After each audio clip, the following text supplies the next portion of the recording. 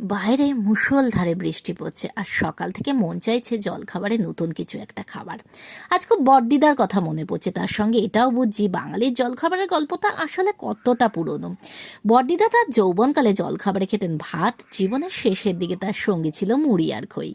গ্রীষ্মে আগের রাতে ভিজিয়ে রাখা কাঁচা আমের ডাল চাল দিয়ে শুরু করতেন দিন। তার মুখেই শুনেছি কলি চূর্ণের কথা। ভাজা ছোলার মিহি গুঁড়োতে গুড় মেখে খেতেন তিনি। আর ছিল হুড়ুম।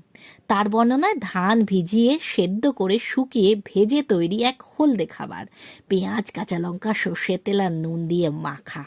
সময়ের সঙ্গে সঙ্গে বাঙালির জলখাবারের পাতে মুড়ি খইয়ের পাশাপাশি জায়গা করে নিল লুচি, কচুরি, পরোটা, রুটি। নানা সময় নানা সংস্কৃতির সংস্পর্শে বদলেছে বাঙালির খাবারের স্বাদ।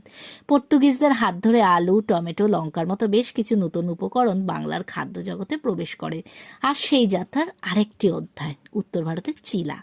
বেসনের সঙ্গে আলু সেদ্ধ, টমেটো, পেঁয়াজ, কাঁচা লঙ্কা, ধনেপাতা, নুন আর সামান্য চিনি জল দিয়ে মিশিয়ে প্যানে সেকে তৈরি হলো চিলা।